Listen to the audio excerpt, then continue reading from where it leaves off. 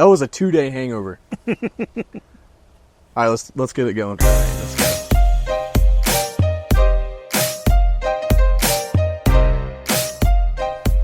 Welcome back to Two Homers and a Realist. We're out on the patio. It is August. Boy, everything is in swing. I'm excited. I'm Steve. Lucas. Connor. Jay. I'm telling you what, I'm ready to get it on. I'm tired of the pessimism. I'm tired of the doomsday talk. I'm ready to talk about how good OU's going to be, and I'm excited for it. We got a lot of stuff to cover. We're going to cover some stuff we're hearing about practice. Some stuff we're hearing about alternative uniforms. We're going to try to flesh that out, see if there's any truth to that. I want to talk about something that has been on a lot of people's mind, and that is the OU schedule and how tough it's going to be and how everybody's got it out for us. And we got some other things to cover. But let's start with what's going on in practice, what we're hearing. Overall, we're not hearing a lot. We've heard some injuries, and that's bad. We've heard some injuries that are not so bad. So, like last time we were together, we were talking about Anthony. We were talking about Farouk. And now it sounds like those aren't that bad. Potentially McCullough, not necessarily that bad. But now we hear news of Gibson today, right? Or yesterday. Yeah, it broke last night, yep. So that sounds bad. What do we know about that? What have we heard? Yeah, it sounds like a season-ending injury. And it's unfortunate for him as a person because these kids do work so hard. And it sounded like he'd really made an improvement in the offseason to maybe be one of the guys, especially considering you could bring Farouk and Anthony along slower with someone like a Gibson stepping up. And now I still don't think you rush those guys back because the non-conference allows you not to. But it's going to give some of the other guys an opportunity to step up. You know, we were down on Gibson after the year and a half ago. Had a lot of drops. Had a ton of drops. Yeah. And then even in the spring game, he dropped the game-winning, quote-unquote, 2-point conversion or whatever. And we going into last season, we're like, we want to see Gibson out there because he looks like he has all the attributes that you would want from a top-level receiver, but he's got to get those drops fixed. And then during the season, he was great. Yeah, I don't know if he dropped anything. Yeah, I don't remember him dropping anything. And He wasn't targeted a lot. No, but he did have some big catches, and we praised him. One of the games specifically, I don't remember which one it was, but we praised him on how big of an improvement he made just on his catching, and we were excited all of last year with how good he looked, even though it didn't seem like, well, once Anthony went down, he got a little more run, and then, Anderson came up out of nowhere essentially, but we were all excited going into this season on how much the improvement was from the previous year into last year. So what was he going to do even better this year? And then now he's going to be out. Yeah, it's weird for me. I mean, I'm upset about it. Just from an overall, I do think he was going to play a pretty integral role in what we were trying to do offensively. I mean, we heard about the relationship that he built with Arnold, and given Arnold's been throwing to him a lot, just based on reps and what Arnold was as a QB2 last year and maybe the reps Gibson was getting during practice. It's weird. We talked about it on previous podcasts, but in a room that felt like it was one of the deeper ones on the team with some of the injuries, whether they're close to coming back or not, it's feeling a little bit more thin, I guess, than what I would want to feel like going into the season. I don't think by any means Gibson being out for the season is a deal breaker for the We room. don't know that for sure. Correct, but let's just assume the worst. Assuming the worst, if he's out for the season, I don't think it's going to be a deal breaker in terms of what we can accomplish in that room. I do think it forces someone, Jay, to your point, like a Nick Anderson, to really step up and be a guy on the outside with Burks running in the slot. And then for a guy like Farouk, who may have been passed by Gibson, gives him a chance to really show what he has going into his final season. So gotta hope. I don't think we need to rush them back with Farouk and Anthony, especially Anthony, from what we've heard. I think we need to take our time with him, and if he's back by the Texas game, I think it's a very strong positive. But overall, I think it gives Farouk a pretty good opportunity to get on that other side of Anderson and be a guy. So this is pretty interesting to me.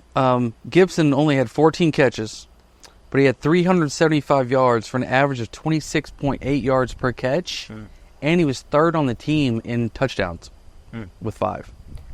So he was obviously a really good target, like you were saying, the physique, the look and feel. 6'6" is a matchup. Really good. That's a great matchup if nightmare. you can get it. You don't actually get that a lot and have the guy actually have the talent.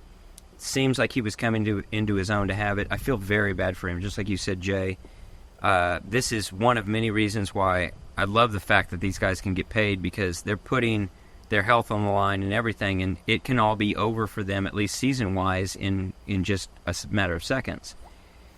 2 ways to shine a little bit of bright light on it, maybe a silver lining to it or something. One is, when you're hearing this coming out of practice that he's the number 1 target, it's hard to know really what to take out of that. You hear that a lot about a guy, and then that guy doesn't see the field very much, and so it's not Gavin for Freeman certain. last year. Exactly. So it's not for sure that you've got a guy that was like he was the go-to guy or was it's one thing to say that he's the number 1 target here early in the fall camp. It's another to say he's 6-7 games into the season and he's CeeDee Lamb. That's a different situation. The other would be it is pretty early, and so it gives them time to adjust and get some other guys in those positions and maybe figure out how, if at all, it changes your offense. If it changes your schemes, your play calls, if there's things you want to do differently, if you want to utilize for height, the tight end, etc. There's a lot of time to adjust. It was really tough losing Anthony in the Texas game last year. That was a really critical moment. Kind of a turning point among many, and obviously we lose 2 games near to after that. Well, he was a clear number 1 at that point. And he was clearly the number 1. And we really didn't have any expectation coming in, because in Michigan, we saw one highlight where he had like an 80-yard touchdown or something crazy. Yeah. But other than that, I think he only had like 6 catches or something like that at Michigan. So coming in, we weren't that excited about it. Yeah. But after like game 3 or 4, we're like, holy cow, this guy's awesome. And we can just keep throwing deep balls to him. We're never going to be out of a game. Yeah. And then 2 weeks later in Texas, he gets injured. Some of the concern for me too is we're pretty set at slot, right? I mean, we have Burks, we have Petaway behind him, and then assuming Brennan Thompson is healthy, we have that. So I mean, you've got a pretty solid 3 deep there. It's more so the outside that I worry about. I think you probably hoped that Farouk became more of an inside guy. Yeah. And now he's going to be forced to play the outside, especially if Anthony's not back, which, I mean, for every indication, it doesn't sound like he's going to be ready for week 1. And again, not someone you need to rush back with the non-conference that we have. But to your point, Jay, like you could have tried something out there with Farouk maybe being the number 2 in the slot, where now he moves back to the outside and he's going to be forced to make something of that. Well, let me give you another bright side to it, and that is you have several games to work your way, as you guys have been saying, into what you want to do in the replacement. You also can kind of mislead. So you get 3 games of film out there that may be something very different than what ends up happening once Anthony's back at full speed and Farouk is back at full speed, and what you want to end up doing as you get into the meat of your schedule. It may catch at least a team like Tennessee and maybe Auburn completely off guard, and maybe even Texas, not knowing what we actually bring to the table when we transition to utilizing those guys at receiver, where we won't use them and we may rely on the running game and other things going on in those first 3 games. So it'll be something for the development of it. Again, it doesn't have to work out great at all. It's not good to lose a key asset and a key player, but it is, if you're going to lose a player, there are worse times to lose one. What freshmen do we have coming in that could maybe get some playing time? Carry-on's one of them. Carry-on's the same build-ish. Right. Yeah. Tall, he's a big, tall receiver. You're probably going to look more along the lines of like a J.J. Hester, who I think this is his 3rd year now with the program. And it's hard to replace a 6'6" receiver, but we just have to tinker. That's all there is. Yeah, for sure. Anything else in practice, good, bad, or indifferent, that you're hearing that is interesting? It's kind of just they're just chugging along. It sounds like. I'll say something. I am not going to buy the hype. What? For a specific on player. Javonte Barnes. Yeah. I'm just not going to do it. I don't know if I buy the hype on Tatum.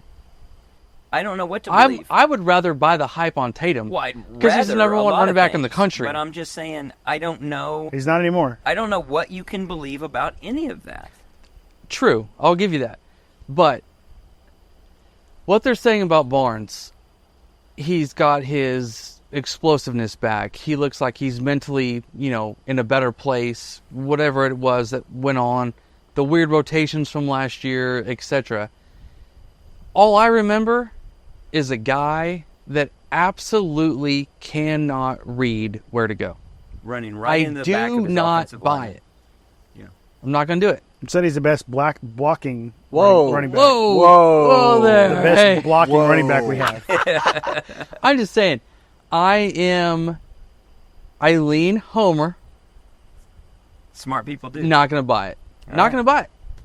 Well, we've been Sawchuk, burned. Sawchuk is number one, period. We've been burned before by Coach Talk, and we've seen it with our own eyes, who they've played, when they've played them, what the production's been.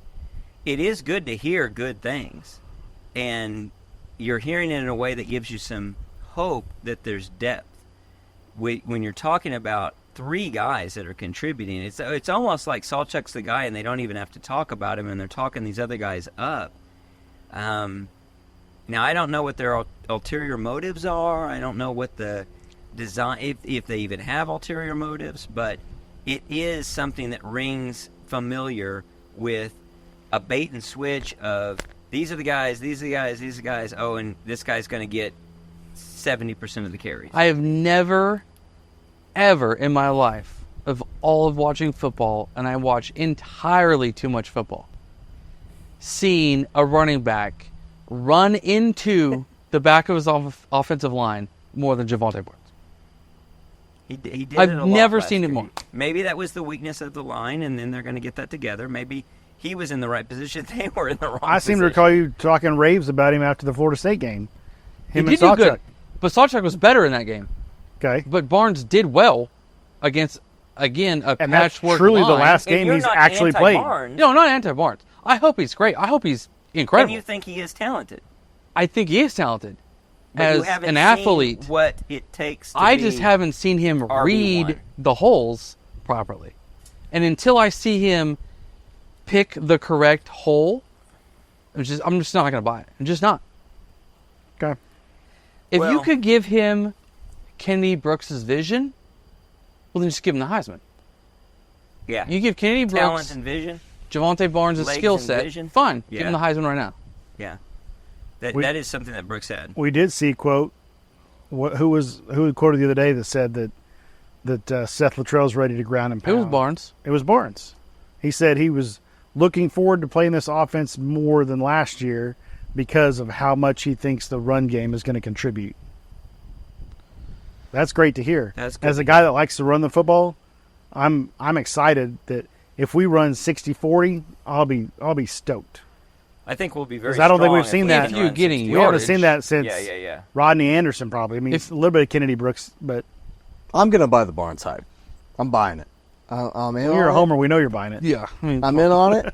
I think you can take last year, not necessarily with a grain of salt, but close to that in terms of if you're hurt, it's not just affecting the way you run, it's affecting everything that you're doing as a running back. And Good point. I know that we saw him.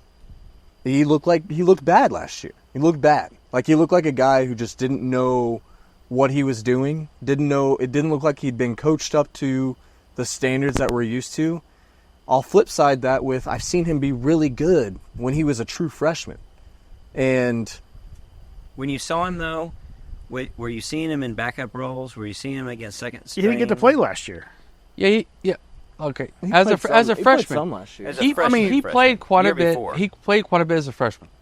We thought he And- was going to be the next Sermon. He had gonna good come finish moments. the fourth quarter. He had good moments as a freshman, but even then, I feel like with a running back, you either have the vision or you don't. I don't know how much coaching up there is.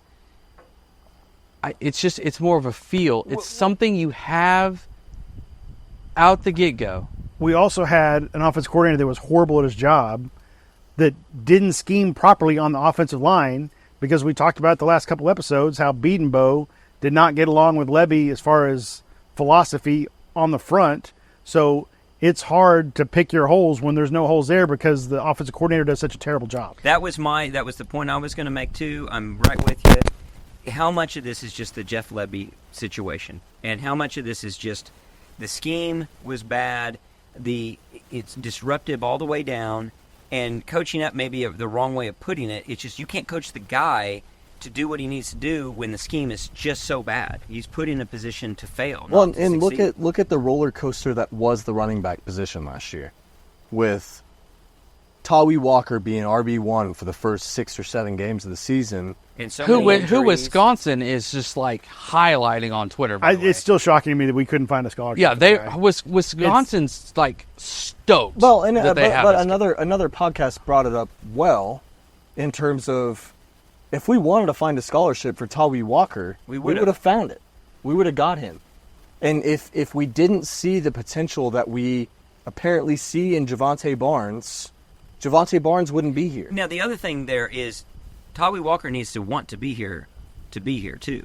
And they may have seen the writing on the wall, and they may even think, well, in a perfect world, between Barnes and Walker, I'd rather have Walker, but Walker doesn't want to be here. I want the guy that wants to play for me, not the guy who may or may not have the more talent. What about between Tawi Walker and Sam Franklin? Yeah, I'd rather have Walker. But again, not if Walker is not going to play his role. It seems more like it's a Dylan Gabriel, Jackson Arnold situation to where they were fine to let him go. Oh, I think so too. But personally, from what I've seen of Tawi Walker, watching him be the best back on the field for half the season, it's surprising that they see it different than I do. Very SEC back. But I think, well, and but it's like Sermon. I'm sure they would have rather had Sermon stay, but Sermon wanted to leave. And what are you going to do? Well, and I think he wanted to be the number one back. I think Walker. Exactly. I think, and that wasn't going to happen. I mean, Sawchuk is Walker. our best running back. I'm Walker not saying probably wanted a He role. wasn't last year. Walker might have He wanted was- a yeah, he role. was He last- did. I disagree. He was last half the season. I disagree. I think if Sawchuk gets the run that he probably deserves the entire season, and then we sell out on an RB1 early in the season, and that RB1 is Gavin Sawchuk. He had like 800 yards the last 6 games of the season. And that's the thing too, is I think we tried to sell out with Walker being RB1 at the beginning of last season, and he couldn't get it done because he didn't have any sort of breakaway speed. Yeah, he's going to plow and get you first downs here and Don't there. you need that? I'm not saying you don't need it, but I'm just Especially saying, going to the SEC? is Gavin Sawchuk He seems like he was tailor-made to not play gonna get you that, in though? either the Big Ten or the SEC and not the Big 12, and he still showed what he could do in the Big 12 with a terrible offensive coordinator. And I will still counter that point with exactly what you just said. He seems like someone who fits the Wisconsin play style to a T as well. And Wisconsin may be promising him 30 carries a game, and OU is not. Yeah, I mean, he could be. So He's not getting 30 carries a game with the It, with the it group won't that we change have. all. No, It it's won't change your opinion at all if Wisconsin goes 7-5, but Tawi Walker has 1,100 yards. What is the opinion, though? Whether you're saying won't change. That you think that the coaching staff could have kept him and didn't. If Wisconsin goes 7-5 and won't. he has how many yards? 1,100 yards. 1,100 yards. Then all they're doing is handing the ball off to Tawi Walker. So my opinion doesn't really change because a lot. I'm assuming the best and assuming that they know what they're doing, and they're either choosing the guy they think is better or they're choosing the guy that they can actually get. And if Tawi Walker says, I want the ball 30 times a game, and they're like, that's not what we're going to do, then there's just no hope. That's an irreconcilable difference. I don't think any running back in this day and age thinks you're going to get the ball 30 I have times. to think Tawi. Maybe an exaggeration on the 30, but you get the point. I don't know. I mean, If I had to Big guess, Ten, Tawi that left. might. Go ask the guy. like Sermon did. He left like Go ask yeah. Mike. He Gundy wants to what be he's the gonna guy. do. Tawi wanted to be the guy. I'm happy for him. I Me too. wish we could have talked him into staying because I think it would have worked well. Agree. I feel differently about. I will say when Sermon left, it hit me a lot harder than when Tawi left. Tawi left I felt like agree. a natural 100% transition agree. to what is going to be at OU and what we are trying to achieve. Like, for example, Tawi's not going to do it receiving out of the backfield like Sawchuk or Barnes or Hicks or someone like that could do, in my opinion. Sermon was the better back to Kennedy Brooks, in my opinion. at least going into that next season. I agree. There's no fucking way. But if it's I think he I was. definitely if it's think third so. and 4 No, against absolutely. Auburn on the 25-yard line, wouldn't you want Tawi in there over Sawchuk or Hicks? I'm or not saying he wouldn't be a Barnes? useful weapon. I think he's an extremely powerful weapon. he got But 7 back to carries a Steve's game- point, he's not going to be getting the carries that he wants to get Yeah. to stick around. So let's do some early prediction. Who's going to be running back 1? It's Sawchuk. easily. Salchuk, definitely, right? Like all this hype, all this talk, it's Salchuk. Salchuk's going to be RB1, and the other two are going to be competing. Now, they're going to be. He's also been competing- injured for Yeah, it's his to half lose. his career. Yeah, it's his to lose. Yeah. But I think it's back to it's coach speak. I don't think it's disingenuous, but people who are naive observers who think that Barnes is going to be the 60-70% back, like getting 60-70% of the carries, they're just completely delusional. It's not going to happen. It's typical. We've literally heard basically nothing about Sawchuk. Which it says great And things he, about it's a good Salchuk. thing. it is It's a good thing. No, so he finished the season. He closed out the season for us last year, and had every game he played in was over 100 yards. And when we finally started running outside zone with him, we saw that is his game. If Barnes turns into what we hope he is, then I don't think we'll miss Tawi Walker. But if Barnes has anything close to how last season turned out, I think we'll greatly miss what Tawi Walker could have done I'll for us agree with this that. season. I'll agree with No, I don't disagree. We could miss him. Like Connor said, great tool to have in the toolbox. You always want a talent like that. if First you can guy keep him. rarely took him down Yeah, in the Big 12. yeah. But still, he was, and I wish the best for him. I think he's going to succeed a lot. It was. We just don't know what the situation was where did he think, like when in the Sermon situation, Sermon is a RB1 at 100 other schools. He just Right. wasn't behind Kennedy Brooks. Right. So does Tawi think that he's an RB1 at 50 other schools? I don't know. We don't know what his mindset is. I think he does, though. And I think we got I mean, and I he think- probably is. I think with the brush up that he had with DeMarco allegedly in the middle of last season, and you see kind of the fallout of that. That tells you something. And I think in Tawi's case, if we use the toolbox analogy, Tawi views himself as the sharpest tool in the toolbox to get the job done, where OU has this plethora of sharp tools to choose from. I think Tawi wants to go and be the guy somewhere. And a scheme. I mean, both of them might be looking at it very Right. rationally. And Seth Luttrell, among Yeah, but it's not others- old school Wisconsin. Right. It Yeah. made sense old school It's Wisconsin Luke- for him it's to go Luke- there. it's Just Luke have Fickell. fun. It's Luke Fickell. It's Luke Fickell. I think that Tywee's looking at it like, here's the offense I want to run. Here's what works conducive to my greatest success. And Seth Luttrell, among others, is saying, actually, this is what works best for us. Here's the role you would play in it. And starts to realize, well, we're not matching up. We're just not a good fit. You're a great athlete and great at that position. We've got what we think can be a very good, if not great, offense eventually. And it's just not going to mesh the two of us together. I guess it is irreconcilable difference. I hope Barnes becomes what we hope, and Tawi has 1,800 yards at Wisconsin. Who is Wisconsin? I'm going to root for the guy. Oh, absolutely. I Yeah. root hard. I mean, Oh, yeah. I rooted Oh. for Sermon to do well, even though I didn't want Ohio State to win a bunch of games. yeah, same thing. I still rooted that's for about Sermon as big to, of to a play well. flip-flop But for me Tawi, as I possible. hope Wisconsin goes undefeated. I don't Oh, care. yeah. Oh, I would love to face Wisconsin And I hope in it's on the in back college of football Tawi Walker playoff. As an rushing OU, like crazy. as an OU fan, it was hard to see him go because what a closer. I mean, Sermon was just when the game is somewhat put away and Sermon comes in fresh-legged. Uh-huh. Gosh, did he just bury teams? I rewatched in the Ohio first part. State game the other day, and man, he wasn't even he has just a closer in that he game. has some good He was plays. the premier Yeah. back in that game. And then that OSU game, I mean, the way that, he took that one to the house. Yeah, I mean, and it was just, I mean, he was, Yeah, I was more concerned when Sermon left than I am Tawi, but I I, remember still think that there was a place for him here. yeah. And the first So time it I sucks saw overall. the first time I saw Trey Sermon as a running back, I was like, all right, like we have an Alabama caliber running back, someone who's stout, someone who's thick, someone who can run fast And and, has run speed, away from yep. people.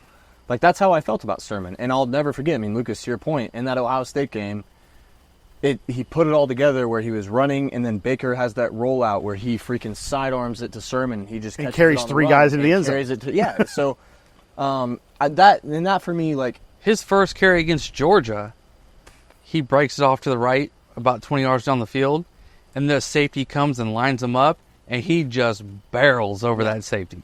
So, I don't know. It's a weird. And again, we're talking about, like, I think regardless of what Barnes is and everything else, yeah, we may be in a position where if Barnes doesn't live up to the hype that I'm hoping he lives up to, I'm in a position where I'm like, man, yeah, like It seems like that's the choice they made with the scholarship, We could have used though. Tawee. It does. Yeah, for sure. Yeah. And It was is. one or the other. I think it is. And they went with Barnes. I think you have enough depth behind that in Hicks, who has a year in the system, in Tatum, who apparently by every measure is a guy that can come in and make an immediate impact if we need him to.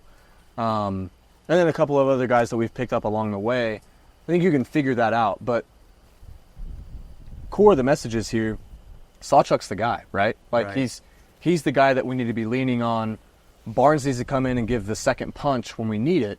But I need Sawchuk to be a guy from game one who's not only finding the holes, but is having the runs that he had in the back half of last season to carry this team into a position to be successful. Now, to close out this segment with a little bit of cautionary pessimism, we've talked about this before. I think DeMarco Murray's really good. I think very highly of him. He's actually, if you remember, listen back to that podcast, he's my number one running back in OU history. Mine as well. Which is something to say. But I worry that a guy like that has his own expectation. It doesn't have to be a great coach. And his own expectation of what he wants out of his players. I would hate to think that he's making decisions based on personality and something else that's fitting with him versus what actually would, for a great observer, be the right decision to make in terms of what running backs to emphasize and who to put, which horse to bet on. I'll counter that. Please do, because I don't like that position. I'll counter that with, we had to fight hard to keep him from going to Ohio State. Well, I'm not talking about just Sermon. I'm talking about No. DeMarco. I'm talking about DeMarco Murray. Oh, right. Like, I last year was just the strangest running back rotation and production. All of it was Well, they just could be wrong odd. too. They could be, but it's No, I It's got a fairly lot. unlikely. I've got a lot of faith in DeMarco Murray. Well, as hard as you are on Beanbo, Alabama's trying to get him last year and all that. yeah. Are you going to give him the same leeway? I don't know if DeMarco and Beanbo got Beanbo? like a legit number from Alabama. It 'cause sounds I'm like not Saban. sure. I think I heard But Saban say that they did. DeMarco legit got a number. Let's bring you here to Ohio State. But that doesn't necessarily speak to what Steve's speaking of in terms of, and Sure, we coming. speculated about this last year. They're not going to get a guy that No, but can't put the right guy on the field. no, is well, what I'm saying. but If that's they what make a we, but mistake, that's they what we were will. speculating about all last year. Is we didn't have the right guys on the field when we needed them on the field.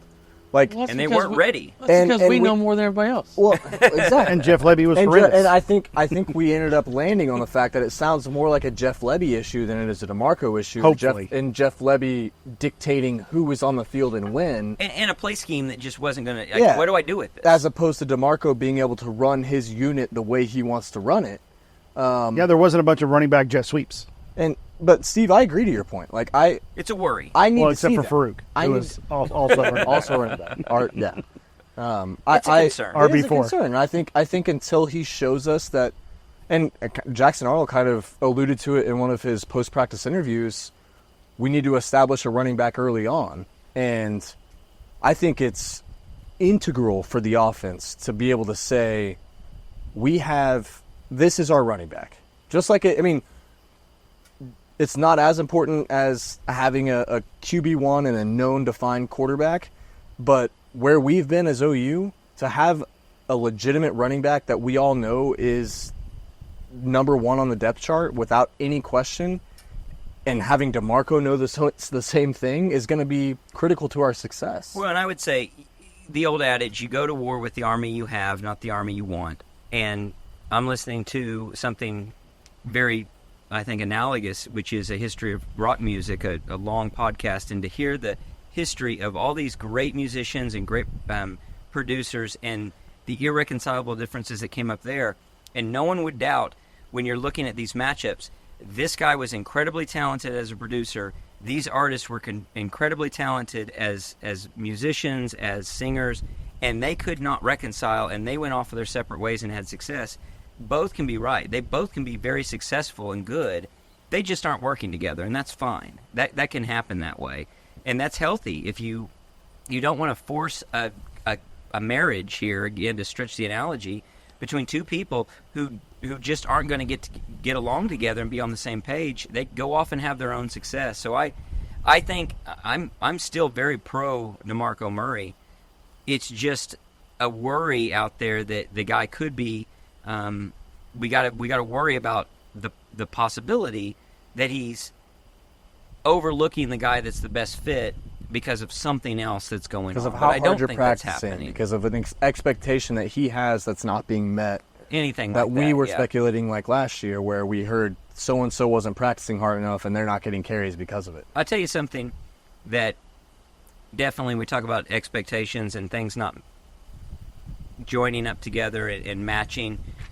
So you sent, I think it was you, Lucas, you sent a tweet of somebody who sent some alternative uniforms out there, and I about lost, what do you say? Lost my shit about seeing these alt unis, and it was nice. I got some validation because I didn't express my opinion as quickly as you guys did, and you were very negative about it.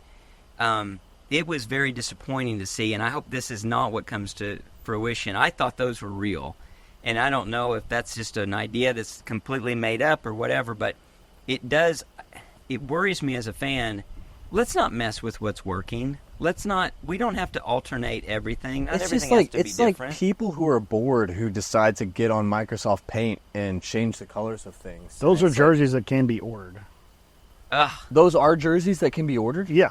Are you serious? Yes. So I they thought have that was the rights, completely fake. So they have the No. rights to the Jordan. That's and not someone just everything. that's not someone just I- mocking up a jersey. No, those were for sale. Ugh. But On what site? I think we should buy all of them and burn them. what the company that was selling them was doing were stitching their own. They were taking the Unity front and back, but then using white for the shoulders and like the upper nameplate area. And I think were the sleeves white too on those. Yeah, they were like they had transitioned down from the shoulder all the way down. They were to the essentially like a sleeves. mix between the Unity jerseys and the away jerseys, with the top half of them being white. I'm And pulling this up. they were horrendous. This is Two- But Sure. those were available. for. Or were they shooting like Timu or something? They should have paid you to have those. They were so horrible. They were bad. But I would say, so But I still don't understand. I mean, I get you bring the recruits in, they get excited about seeing something new. So half the recruit pictures are in the Unity jerseys, but as a fan who goes to games, you can't see those numbers, no matter how close or how far you are from the field. they're horrible. They were awful. No, the They're Unity horrible. jerseys are a joke, and they should be. They banned. need to at least should be outline the banned. crimson and white on the numbers so you can pick them well, I'll out. make a couple of points. Because it was hard to No, watch. they should be. I'll banned. make a couple of points. One is, well, first I want to paraphrase William H. Macy from the great movie State and Maine. It's as if Edith Head, the great Academy Award-winning costume designer, puked, and that puke designed those jerseys. They're horrendous. And here's the serious point I want to get to. You don't mess with tradition, and you don't mess with a brand. You do that very carefully, or you can disrupt things in a way that is not. I don't care if a couple of recruits think it's great. They can't define it. You can't let them define it. So they need to be careful about when they screw around with stuff like that. We're not the type of university that needs to mess around with stuff like that and dance around with all kinds of alternatives. And let's have, if you remember this episode of The Simpsons when he designed a car and what a joke that was, when Homer Simpson did. The joke and the point is you don't just give the consumer what they want willy-nilly, because you've got to keep it aligned to a brand and a theme and something that is enduring and everlasting. And at some point you're proud of that and you say, no, this is the uniform, this is the logo, this is the mark, and this is what we stick with as the standard. We aren't Oklahoma State. We aren't what Oregon had to do to try and establish themselves. We are a traditional power like the Texas Longhorns, Alabama, Penn State, Ohio State. We don't mess with the jersey. Ohio State actually had a black jersey a few years ago, and I thought it was blasphemous because I think the Ohio State scarlet and gray is a top 5 uniform in college football. Yeah. The Ohio State black jersey was badass. I don't know. It was horrible. I don't know why you messed with that. No, I Tennessee's Ohio got State a is gray jersey gimmicky now. enough now. Which Tennessee, they're not a blue blood. It's totally fine. They can do whatever. But when I saw Ohio State with a black jersey, that was disgusting. They rolled out black camo helmets with that too, and it was. I think all of it's a mistake, even on Tennessee's part. I think you don't mess with that yeah, stuff. I do think it is time for OU specifically to digress from the alternates. It's run its course. People are going to be up in arms, and it's going to be these guys who are like, "Oh, let's get something different." You are in the most prestigious conference in the league, as one of the most prestigious programs in that league.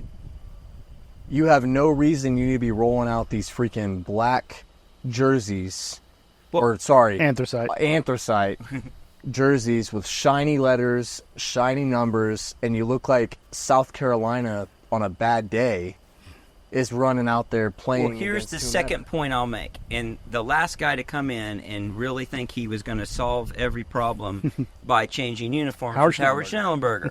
And it was a joke. We didn't need to do that. That wasn't going to solve anything. And I don't think people are looking at it as if it's going to solve something. But if they're thinking this is what it takes to bring recruits in, no.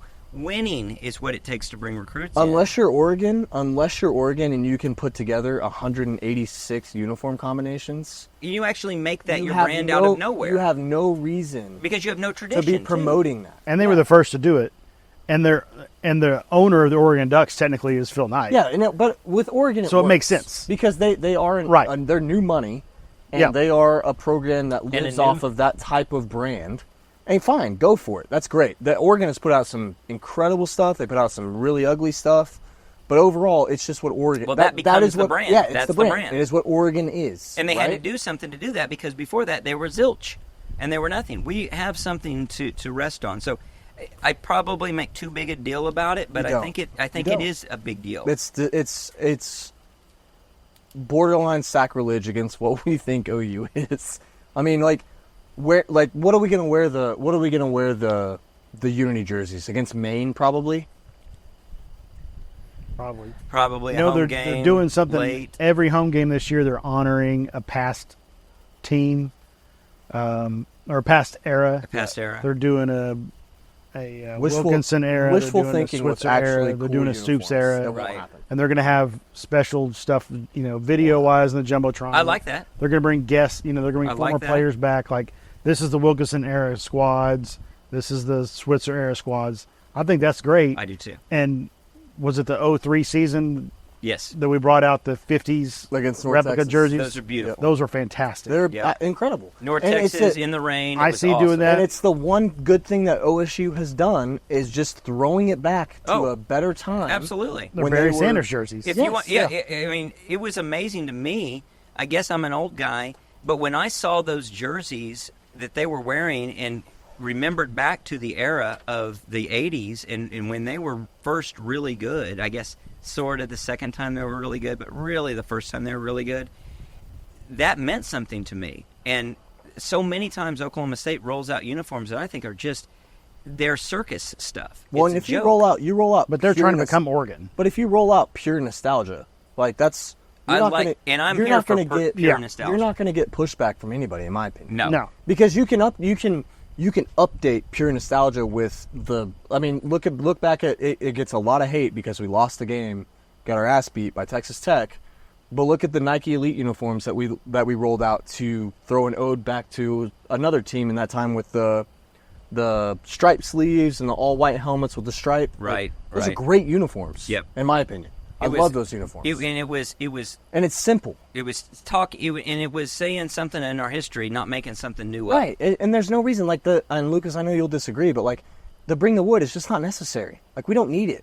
We have it, but I thought at the time it was needed recruiting wise, and just to get the young people excited that there was a newer jersey, but it was still the standard colors. They were crimson and cream.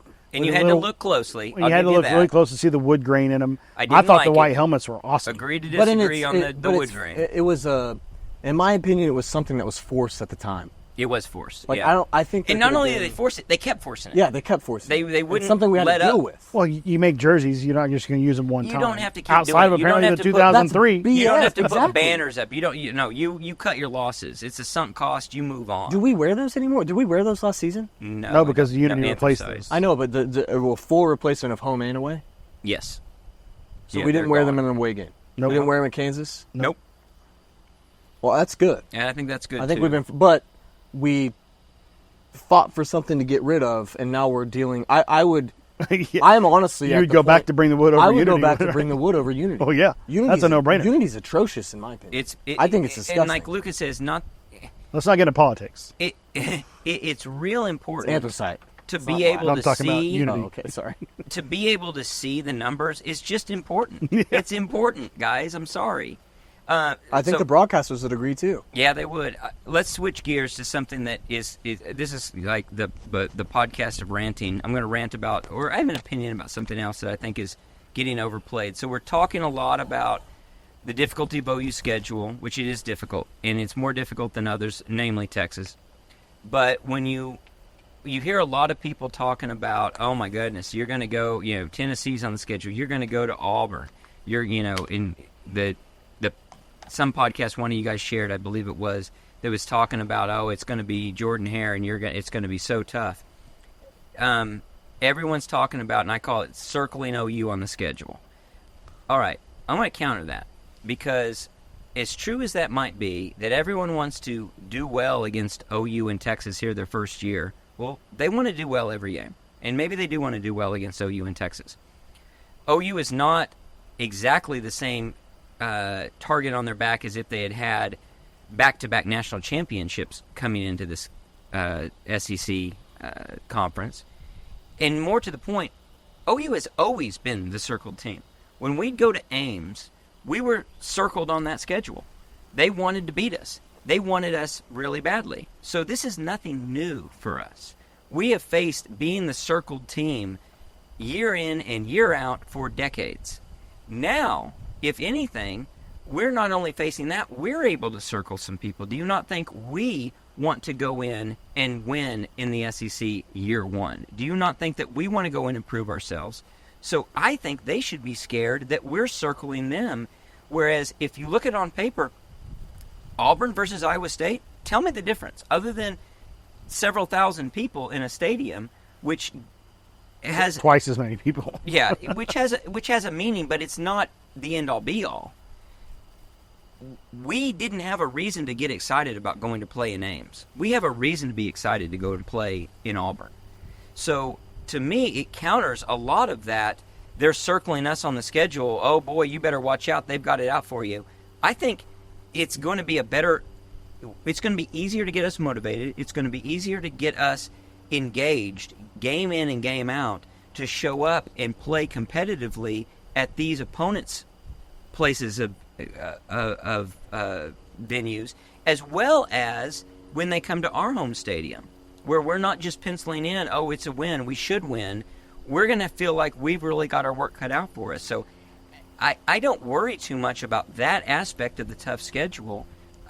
I think that people are overplaying that, especially when it comes to places like Auburn, who hasn't been very good. They have not won more than 6 games in a season in 4 years. They almost lost to back, New Mexico State You have at to home. go back 4 they years. did They did lose. lose. Oh, they did. They did Okay, they did lose to New They Mexico did State. lose. They've 2 out of the last 3 years they've had losing And we're going to have to records. learn how to pronounce this place because it's called Jordan Air. Jordan. I will Jordan? not. I will not. Jordan be saying, Air I is won't how be- it's pronounced. I won't be Okay. saying Jordan Hare or Air. Sorry. I'll I won't be add saying on. Jordan How Hare. about I don't care? I'll add to that where there's something that no one else has talked about either, nationally, I should say. Teams might be circling OU, and I don't even know if that's true, to be honest. I don't know that you can even circle teams in the Big Ten or SEC anymore. That's true. But Good luck if you do. my guess is, which no one has talked about, you're now saying, oh, crap, we got to play OU. Yeah, that's a good point. Honest to God. Like, Yeah. I don't think Auburn's like, oh, I can't wait for you to come in here. We're ready for them. They've got other problems. They're the addition to their normal problems is crap. We have OU and Texas now. That's a good point. And to everyone besides Georgia, Alabama, maybe LSU, every other team is like, great. OU and Texas came in the league. Yeah. They're not circling the game as a must-win. They're circling or as an easy win. They're circling it as, gosh, dang it. We had enough to deal with already. Yeah, and I agree fully along that same line. And I think it's interesting, and we talked about it, but the media has done us a huge favor. Yeah. Like, I mean, it's astronomical. Like As a team. As a team, coaching staff. As a coaching staff, even as a fan base. Like, I take pride in the fact that everyone's picking us 6-6 and 7-5 and all this stuff. Like, I think it's just hysterical, the lack of knowledge, and going back again to a blue blood team, the lack of understanding and knowledge that these people have because they've been in this bubble of the SEC and they don't know what we are, in my opinion. And I think, like you said, Jay, outside of Georgia, Alabama, and LSU and stuff like that, but even those, like, you go to Death Valley at night and you look at the other side of it, OU is going to play a road night game. That's how I view it as a team. That's how they're going to view it as a team. I know it's going to be more than that, and I know it's going to be a big thing, and we don't even know if that game's at night yet, but you're going to Death Valley on the road. It's just another road game. And Steve, to your point, the thing that I think will start, it may not be an initial circle, but if you go 6-0 after Texas, oh my God, OU's an immediate circle for every single team that we play after that. And it's more of a scary circle, the way that Jay says. Yeah, of like, crap. Like I've got one loss, but I still have to play OU or something like that. So I think that narrative can shift very, very quickly, one way or another, right? I mean, it's either we go 3-3 going into the South Carolina game, or in which case we're a trap team. Yeah. And then you're overlooking us, you're circling us, and you're being conceited about what can happen, and we come in and sneak up and get some wins that no one expects at that point for us to get. Yeah, I was gonna piggyback on that before you even said our hypothetical record. Imagine what the lack of respect that OU's getting nationally is doing to these teams hosting us. Absolutely. Right? These teams are like, well, no one seems to think OU's that big of a deal. Oh, for sure. Right. So how up is Auburn? Yeah, the coach is telling me that's a big deal, but right. The only team you have to worry about, I think, in that scenario is Tennessee. But I mean, everyone's SEC, marqueing that game. But the SEC players might be thinking, Well, I mean, you have SEC it's just players. another team. You have SEC players at media day saying, "Who's Danny Stutzman?" Yeah. Outwardly. Yeah. that's great. That is super Feed great. it That to is me. super great. Yeah. Feed That's it to absolutely Danny. Feed it good. to the whole team. Like, Exactly. And again, like, I know a lot of that's gamesmanship and everything else, but A, I'm really glad we don't have players who do that. B, you're gonna find out. Like, I truly believe that. Like, Yeah. I think we've gotten to a point, especially within that unit defensively. Offense is another question, but like defensively, you guys are gonna. Good luck. Have fun. Well, that's a point I wanted to make is you don't get to play history. You don't get to play the team that you're thinking of. Yeah. You get to play the team that actually is going to take the field. So if you think you're going to play a Lincoln Riley team, you're in for a big surprise. If you're going to, if you think that you get to play a team of the past, whichever one, that's not the team that's going to show up. It's the team that's actually there for better or for worse. And the irony of what we used to laugh at about the SEC is, as a whole, they piggybacked off the Alabama, the Georgia, absolutely. right? So Oh, OU of goes course. in, Of oh, course. God, they lost to Alabama. Alabama Right, them. right. Oh, they couldn't beat Georgia. Okay, yeah. None of you guys did either. The two best teams in your Again, league. right? Yeah, yeah. So all these other teams have a weird sense of... They win by proxy. Yeah, They chant exactly. SEC. Yeah, That's all you got to say. yeah, they win by proxy. So, in a way, these teams, unfortunate for them, in my opinion, I really think they just think they're better. But you look at They just think they're I better. think you're right. I think they completely have agree. yeah, that's a You look great at the point. two extremes of it. who, in my opinion, have not one more so than the other, but who are still kind of on the conference outside looking in. Missouri and Texas A&M. And Texas A&M has transitioned more so than Missouri. Missouri's a Big Ten team in the SEC.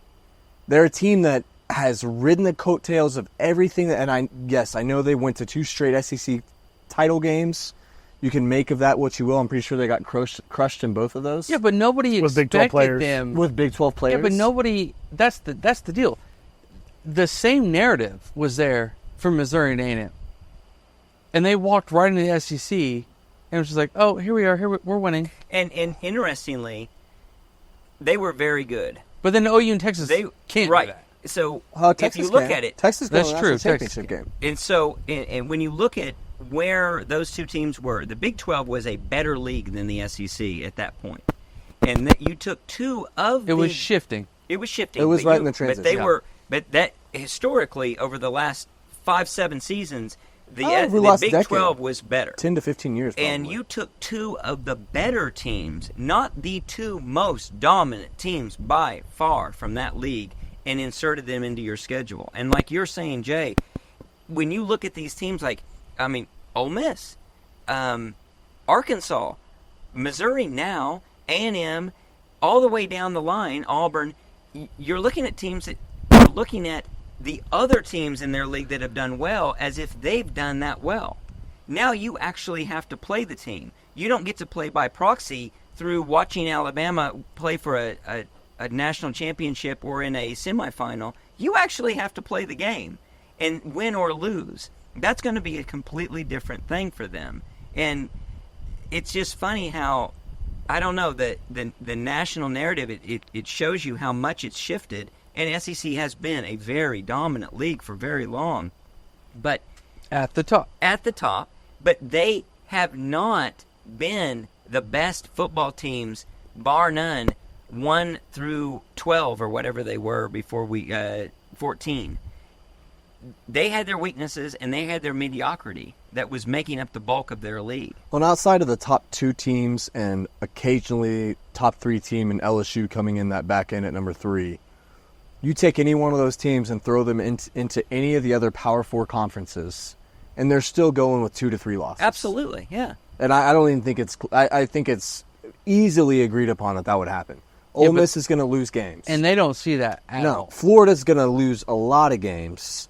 I mean, A&M's going to lose games. It's just, and that's the thing. It's And they did. They lost a lot of games. Yeah. In the conference. So, I mean, and that's secretly one of my, I think that team is going to outperform what the odds are against them. But it's just so, I don't want to fall into that bias or that kind of, I guess. Almost groupthink. Yeah, this overinflated head, and we go out and get beat by anybody any week. We've seen it. Right. We're OU. We're Yeah. OU. We see it. We see Like we've gotten beat by Kansas State. We've gotten beat by Kansas. We've gotten beat by Oklahoma State when we shouldn't get beat. So, it's just such a weird. And I love being on the underdog part of it now, especially going into the initial season. It's unbelievably rare Yo. for us. Yo, Right? absolutely. And Oh, you it's- have to know the it's not players only feel rare, that. it's unheard of. Well, The coaches, the players, the fans, we all feel the last time this we were weirdness here, the last time we were here Disrespect. was 2000. That's the last time we were in that disrespect era. And it hopefully won't last long, but that's the last time that we were in that you're not getting any respect and you have a lot to prove. That was the 2000 season.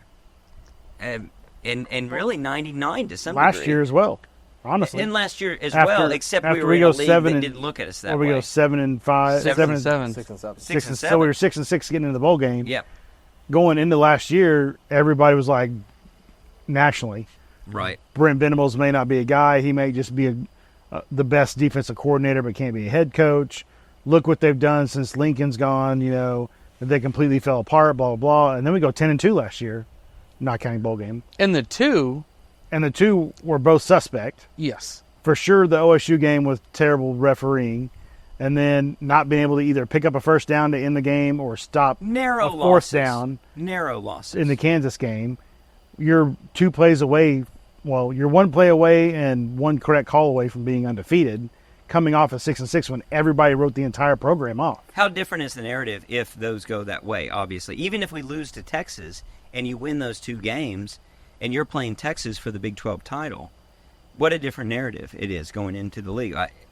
Like you said, Connor, it's a blessing. It's an amazing gift. And they continue to do it. I mean, look at the coaches poll. Yeah, 16. You come out at number 16. You're 2 ahead of Oklahoma State at number 18. You're 1 ahead at Kansas State. You're 1 behind Tennessee. You're 2 behind Clemson. 3 behind Utah. Other notable teams, Penn State at number 9. Who's done just absolutely done nothing for a nothing. decade.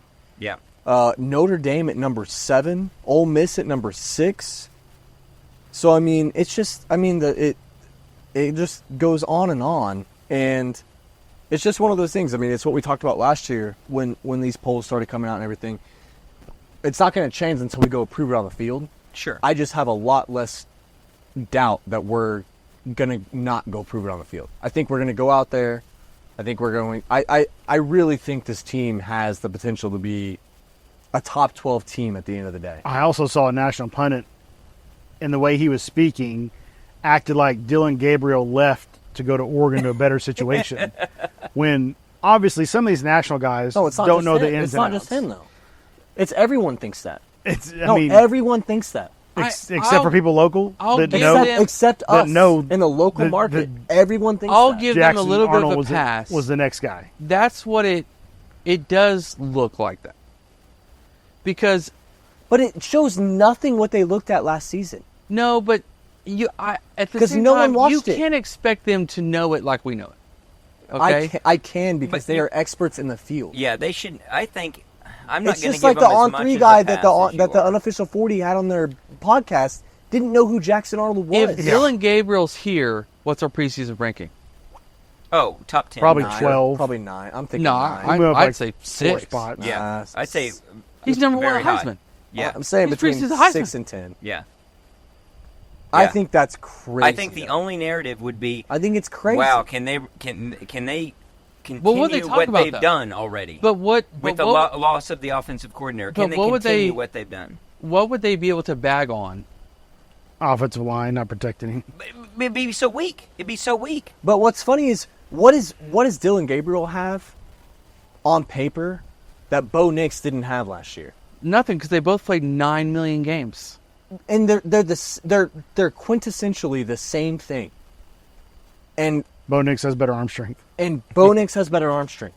Yeah, So it's just like they're not doing their homework. you put a different brand on someone, and you put a Nike sign on an Adidas. And shoe, I think he's going to do great. is what it is. No, I think I he's think gonna he's do gonna well. do- I Absolutely. think Do we he's have gonna do well. do we I have the hope he same doesn't. hope like we talked about Tawee Walker, Wisconsin? Absolutely not. We hope he has 2,000 yards. Absolutely not. Do we No. have the same hope for Yes, Dylan you- Gabriel no way. at Oregon? No. I'll go against you. You know why?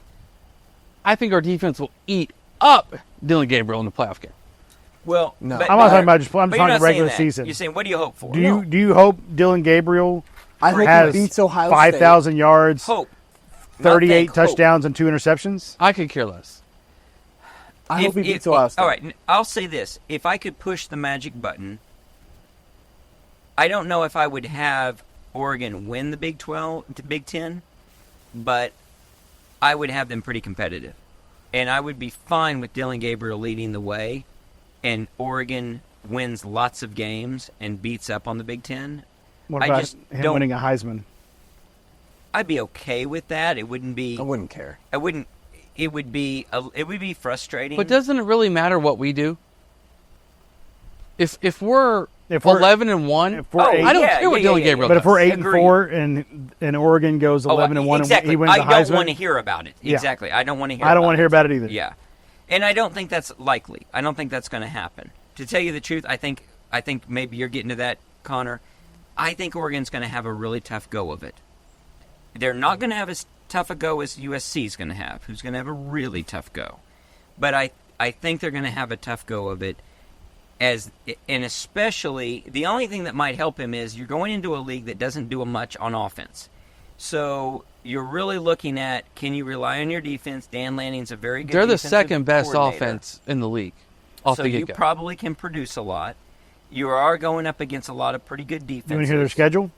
Yeah, I do. Yeah, do Yeah, that. I And I know. want to transition All right. to something else after that. Oregon's got Idaho at home, Win. Boise State at home, Win. Oregon State on the road. Win. Win. That's tough. They got no, but Oregon State's got no, they don't have their coach. They have nobody. They don't even have a conference. That's not tough. They'll kill something. Oregon at UCLA, Win. Probably 4-0. win.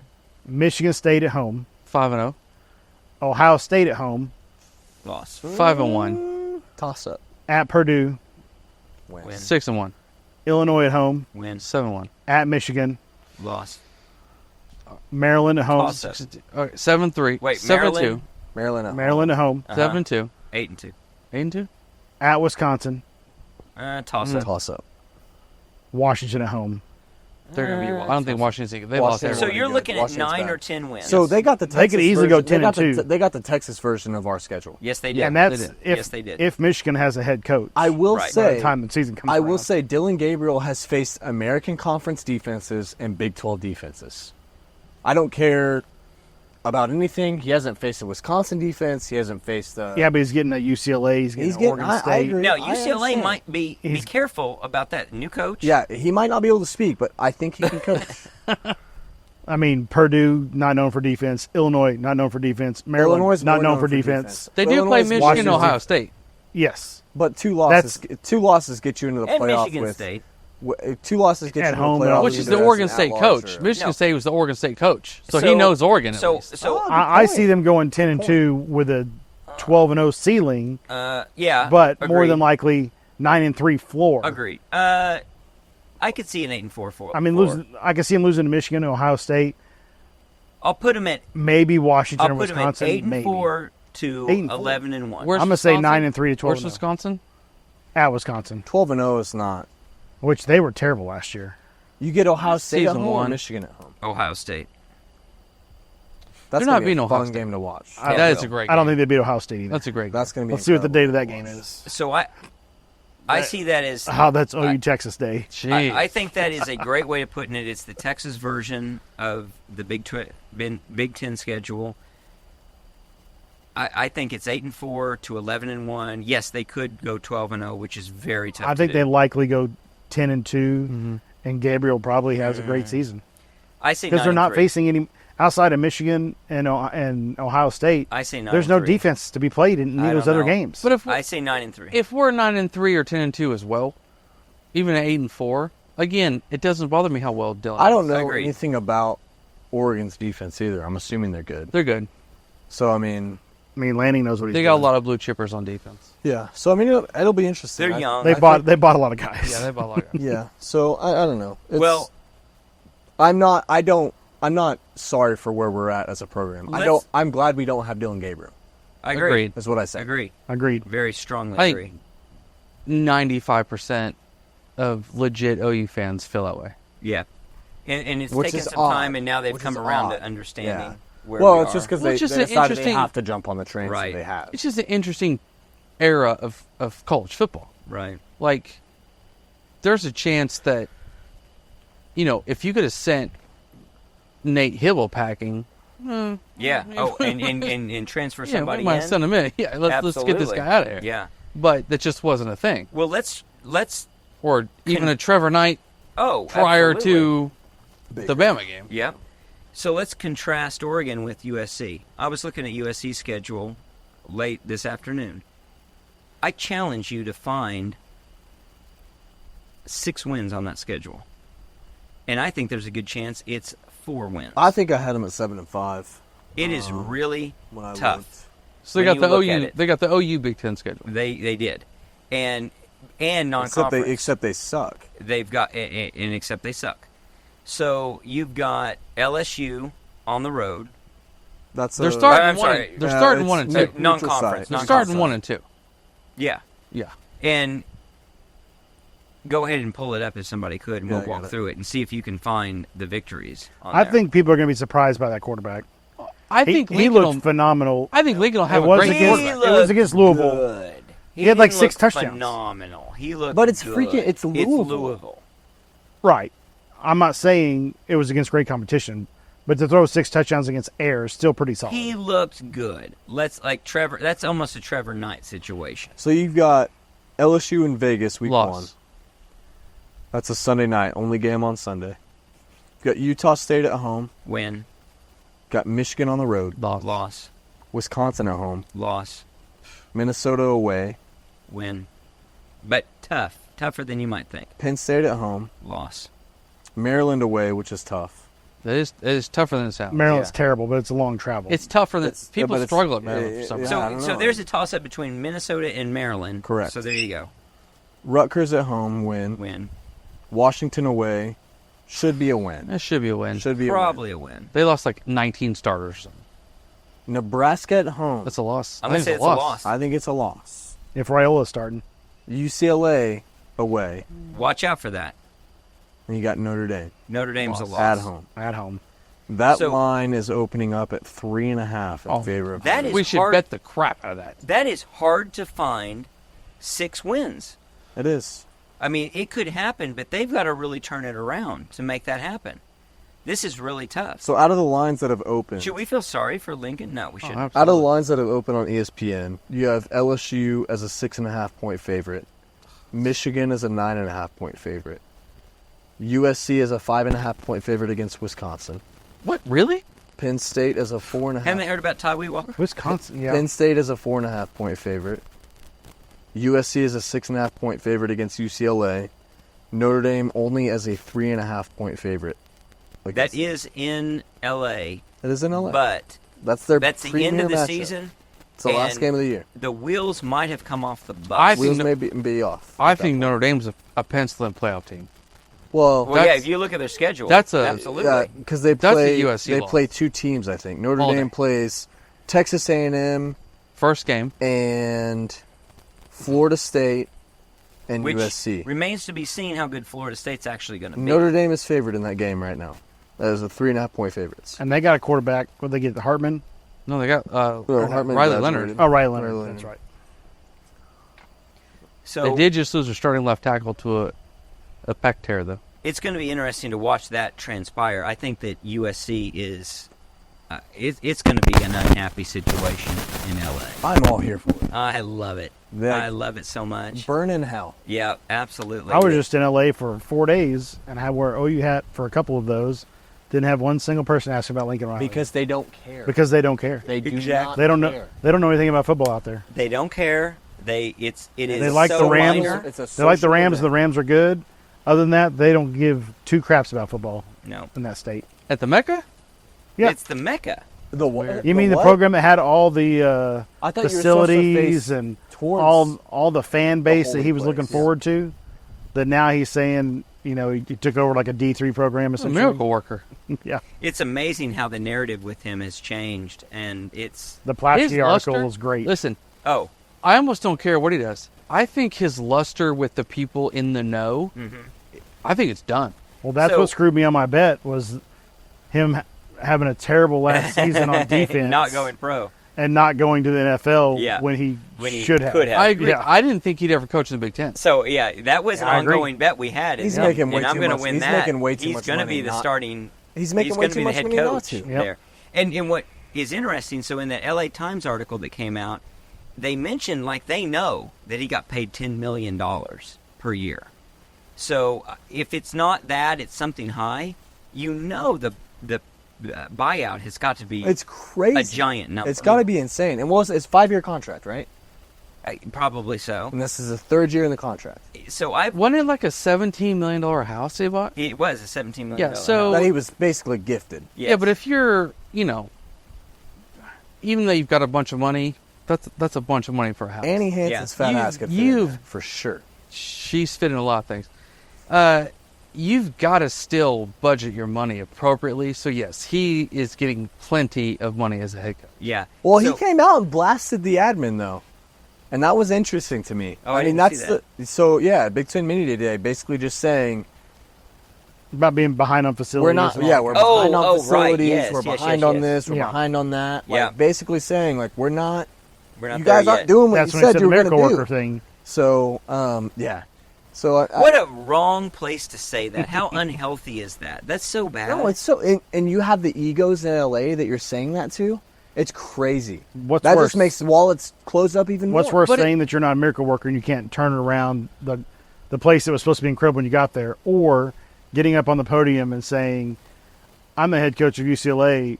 We're in Los Angeles." USC. And so is USC. And that's all I said. That was the most excruciating thing I've ever watched. No, I bad. wanted to. I felt so bad for Oh, him. yeah. Like that was. I did too. Here's the deal with Cringe. Lincoln. Here's the deal with Lincoln.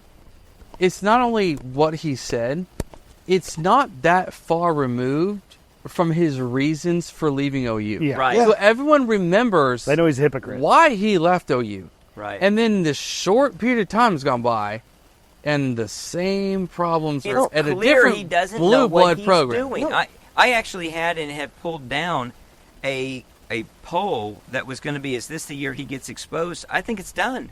I don't think there's I any- agree. I think it's I don't done. think there's any Exposed. debate. Oh, he is exposed. He's exposed. You got Caleb Williams. By The him guy keeping can't Grinch do it. after that first season. Yeah, After OU, Yeah. taking him to USC. Yeah. yeah. He doesn't know what he's doing. Right. How many And- people? I mean, he left literally the day after Bedlam. So you're essentially at the beginning of the cycle for coaching at that point. How does he not go to USC and do a coach search for a defensive coordinator? Yeah. And find 30 other You know he guys had a better budget. than Grinch. Yeah, you have the. Yeah, budget. You've got to think 30 you've gotta other guys out give him there that money. he could have plucked. The only answer As is a defensive coordinator. nobody wanted to do it.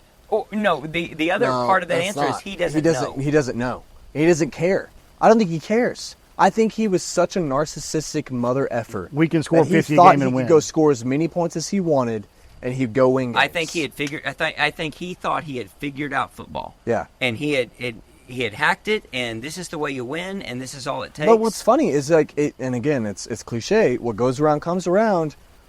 I guarantee you, when that news came out, we're joining the Big Ten. It's not this happy-go-lucky Lincoln Riley. Oh, no. It's just, oh my God, here we go again. He he probably had to put his think, fist I to the can't do wall. it, and now I do have to get rid of Grinch because I can't do anything else. Yeah, and he's got to think. He's got to start to realize the wall's closing in here. Like, my options are running out. Grinch plays Riley. Where do I go? What do I Grinch do? plays Riley this year, by the Yeah, way. he does. He's So that'll be fun. that's Where did he go? hilarious. Wisconsin. Co-DC / safeties coach. So it's going to be fun to watch that continue. I'll hate watch it every week. So I got one more question for you guys. So, hypothetically, and I know I'm not saying this is going to happen to OU, but what if put OU in this position? So we're in a 12-team playoff. Everything's going to be different season-wise because that's really the strategy is get into the playoff, right? Not that you can pick and choose your position. You want to win every game, but what if you were in a situation where you're 10-2, and let's suppose you've lost to Ole Miss and Alabama, who are both undefeated, and will be undefeated otherwise. So you're not going to play in the SEC title game. You're 10-2. You're going to make the playoff, and you're going to get to host a playoff game. You might be third in the country if you're 10-2, and the only two losses are to two undefeated teams who are playing in the SEC title game. If not, you're definitely, regardless, you're in a position to play. You're going to have an at-home round one college football playoff game. Alternatively, would you rather be 10-2 and one of those teams wasn't quite as good, so you actually make the playoff or make the conference championship game, where the risk is and the reward would be if you win, obviously that's Get the bye. brilliant and you get the bye. If you don't win, you get a worse position. You don't get to host a game. You're going to be knocked down, and you're going to be going to someone else's home field to play them, and you're 10-3. It depends if that's taken into account. I want a chance to win the conference championship. Agree. No, I'm not. I don't agree at all. Conference championships for me are completely discounted with the 12-team playoff. Give me the 5 seed, the first at-large bid, and give me the home game. That's going to be the same team that I would play in the SEC championship. It's the same amount of games, and I just have to win that game. You don't think against the chance of a seed. bye is better? In that scenario, you don't No. drop from 3 to 9 anyway. I don't you think you so still either. host 5, 6, 7, 8. Regardless. Yeah, what are you losing to Georgia? well, Ooh. but you're I don't not- want to play the SEC championship. You're not necessarily 3 in that scenario because you're 10-2 and you've lost to a team that maybe's lost a couple games. You might be 4 or 6. but you're in the SEC I title. don't think you drop any. Here's one I don't thing wanna play the SEC we haven't talked about in the at that slightest, and I don't think OU has any reason to worry about it because we're not going to win that many games. But with no division Wrong. in the SEC, what are the tiebreakers to get to the SEC championship? I don't know. That's a good We question. haven't looked into that at all, We need and to look nobody's into talked that. about it. What happens when you've got a 10-1 Georgia, And at 12-0 or Oklahoma. 11-1 Georgia, 11-1 Texas, 11-1 Bama, Oklahoma. and Texas and Georgia played each other, but Bama didn't play either of those two teams. Well, you could have. You could have What if you had four teams. one-loss teams that Points didn't? round robin around. Yeah. Sometimes they go points. Well, we need to forward. look that up. We need to understand what the It might be tiebreaker is. it might be a 2008 OU Texas. Well, then you're Texas leading Tech up to situation. subjective committee voting, which No, for the This SEC. is for the conference title. no, I know, but like, what do you do? Like, The what are you saying? committee's not involved in who plays in the title game in the conference championship. Unless you take the Well, two highest so how are you ranked teams. how are you comparing it? Because it was determined by ranking back then. Right. No, he's saying what are the tiebreaker procedures? I know, but now? like you said, it might rely back on a 2008 Big 12 championship tiebreaker, which at that point was what the BCS ranked us at. Is that what the tiebreaker was? Yeah, it was between BCS OU Texas rankings. and Texas yeah, Tech. Yeah, we finished higher in the BCS. Because your league we- wanted your best chance of getting a team in. Right. Yeah, I don't know what the tiebreaker is going to be. Oh, I still, I don't think we'll have to worry about it. I still am just of the opinion thought it was I'd rather have the extra off week because let's say you go to the SEC championship and you lose, you're still going to one of those playoff games. You're probably hosting. You still have but time you- off in between. It's not the But next you week. no, though. you played an extra game though. Yeah. I don't want to play the extra game. Screw that. yeah, another- so another that, chance to that's ready a your good team. point. You are playing an extra game. Either way. Either way. but you get a week in between. You get a week to Well, rest not before necessarily. the No, playoff game. not necessarily. If you win, you get a week off. If you lose, you're playing an extra That's game. what I'm saying. If you lose, But you're not playing the next week. You still get a couple weeks of practice. But you still get an before the extra playoff game. starts. An extra game that didn't matter a lot because you lost it. Yeah, but you still. This is your chance to win a playoff game or lose a playoff game or go to a bowl game or go to a better bowl game. We've talked about this in the past. I would rather, win my bowl game at the end of the year than lose horribly in the 1-4 matchup a la LSU, Bama, whatever. I would have rather beaten Oregon in the Fiesta Bowl or whatever the scenario would have been. When you say you always want a chance to win the game, well, that scenario happens in the SEC championship game. You can't win it unless you're in it. I think I look at the NFL. Every single coach in GM wants to buy for playoffs. You just do. But the buy It's could one less include game. Connor's guaranteeing the buy in his scenario. Yeah. You're doing a 50-50 buy possibility. Yeah, because Yeah, if but it's if I also- lose the SEC championship, I'm still playing that first playoff weekend, and I'm having one less week off. Yeah, but it's still probably 2 weeks off in between. But I Losing could have the title But I game. could have 3 weeks off. Eh. It does matter. Well, It that's absolutely a rest matters. versus rust situation. It may not be as good. Yeah, that's true. No, fair You might enough. rather So- have 2 weeks off So- than 3. So I tend to side with I'd rather play with a chance for the title, but I definitely see the logic in set it out and get the home game because it's doubly good. Not only do you get a home game too, but you are not guaranteed to get if you lose the SEC title game. Yeah, especially depending on who wins. So I'm championships and looking loses it up. And There's other factors too, like psychologically, in terms of like recruiting or something. It means something to win the league. that's true.